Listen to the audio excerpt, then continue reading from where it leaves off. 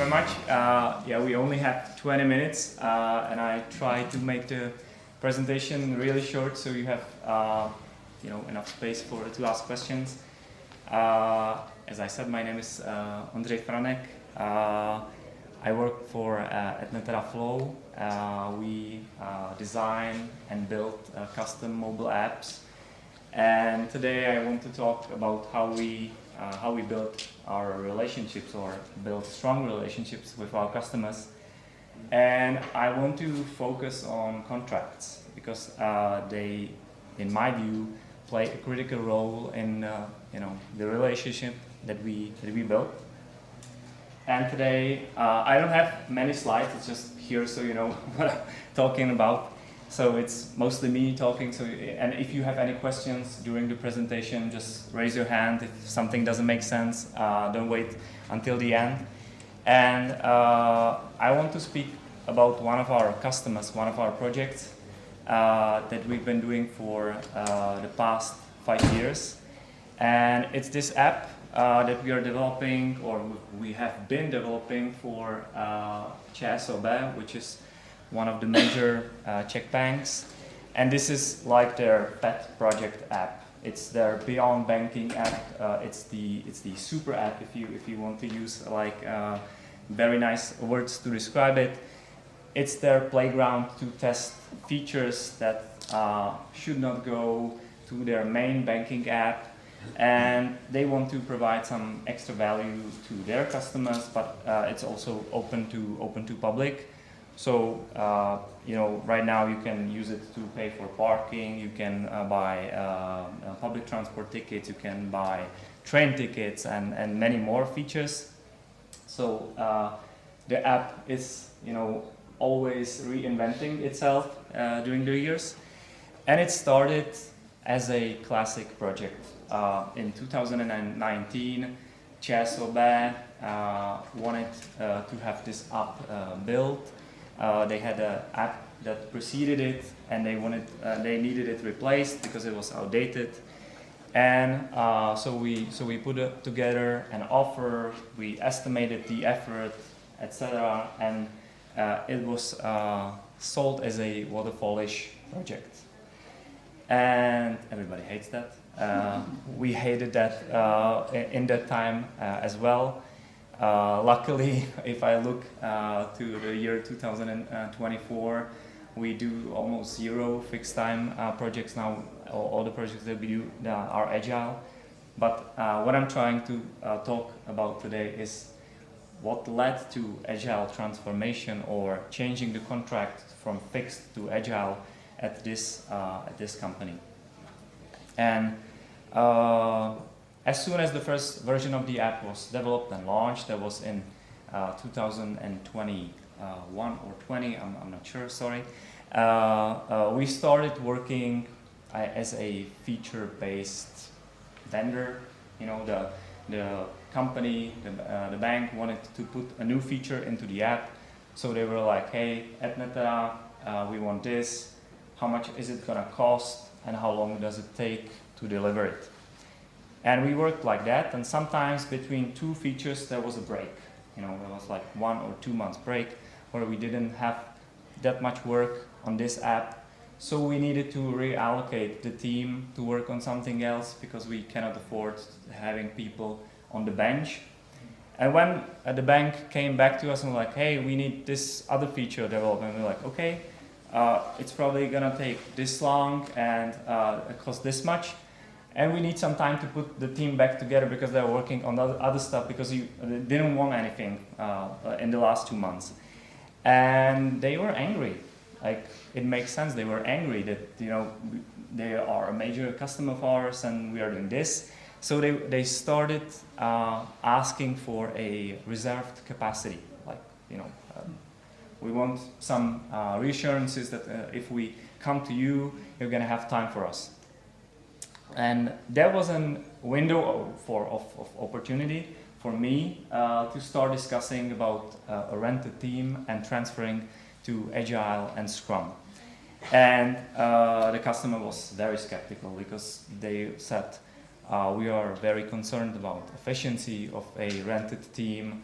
what happens if there is nothing to do? What happens if you are, repairing your own bugs? Who pays for that? And questions like that. And we needed to earn their trust, even though we've been working together for more than 3 years by the time. And their proposed solution was, there is this rate that you are charging us per man day. We want to decrease it in the rented team model, so there is space for inefficiency, which sounded as a not very good solution for us, of course. So we wanted to introduce some mechanisms of control for the customer if they didn't like what is happening in the team, to pull on a brake and say, hey, we're not paying for this because you've did something that we don't like.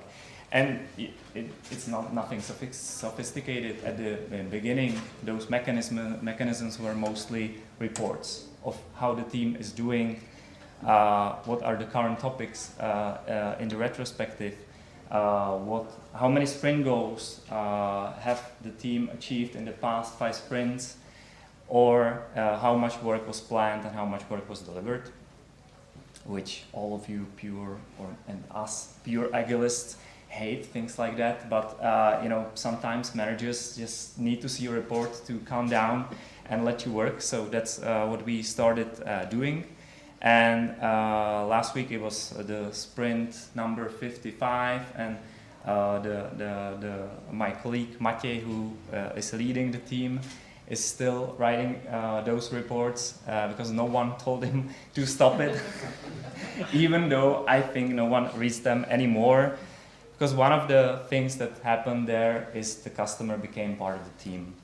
And since then, there was never an issue or a major issue where the customer would say, hey, this thing takes you longer than you said at the beginning, and we don't know why.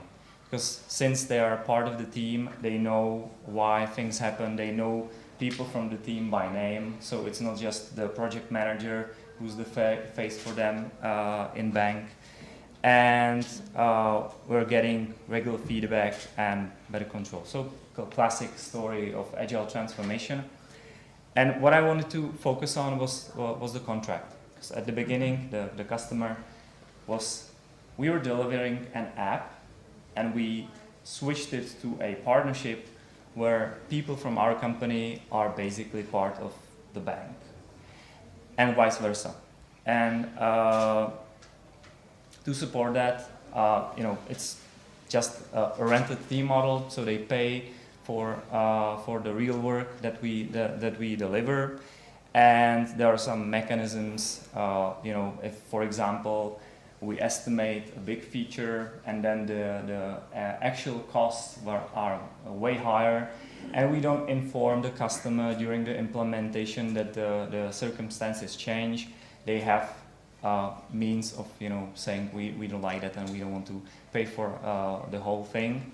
But it never happened, because they are part of the team, and they know that if something goes south, it's usually not because we are lazy or something. So I'm almost getting to the end, because right now it's one of our happiest customers. We know each other. We know the people from their team. They know our developers. It's very loyal team. So no one has changed in that team in the past 2 years, which is extraordinary for an agency like us. And no one is asking for a change. No one wants to jump to a different team. And right now, we even got a public recognition by Czechoslovakia, which is great for us, as a 5.0 clutch rating, and the app has over 300,000 users. So it's not very advanced. At the beginning, when Susie asked me if I'm going to bring a case study to Agile Prague, I was like, yeah, okay, I'm not gonna do this on Agile contracting. Then I realized it's actually quite simple. So I hope it was accessible and started, some questions in your heads. So we can go to that.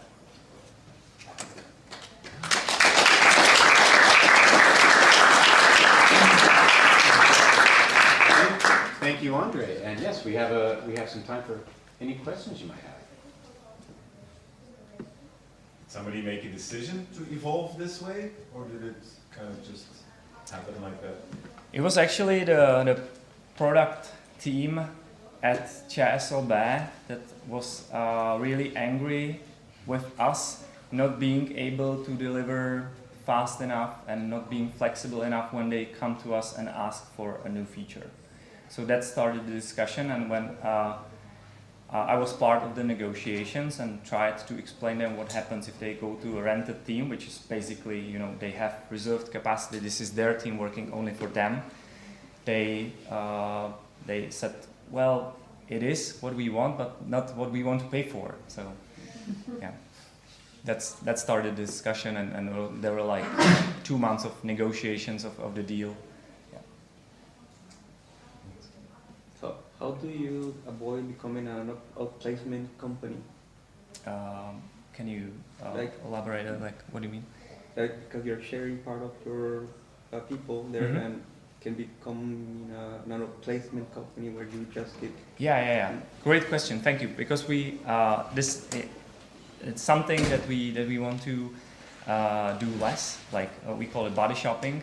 We in this case, the people are still part of the company. They work from anywhere. They are not sitting in the bank. They are part of the community of developers at Netera, which shares knowledge from projects weekly. So they know that even though they are working for this client only, they are part of the company. And if they want to switch the project, they can definitely start a discussion with their team leader and go to a different project that we're doing. So it's both ours and the bank's common, like both of us want the people to stay at this project, but the bank sees it's better for them to have it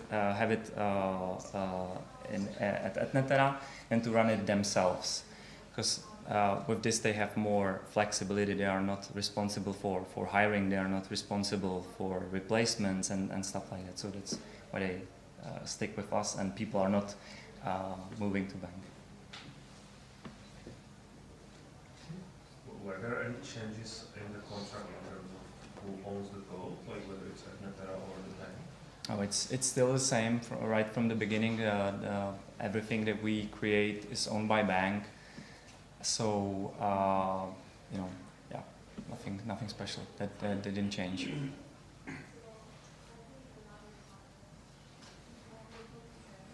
Okay. Yeah, if you'd like to stay connected with me, I'm happy to be. And if you want to learn more about agile contracts from the legal point of view, you can start at this website that helped us a lot at the beginning.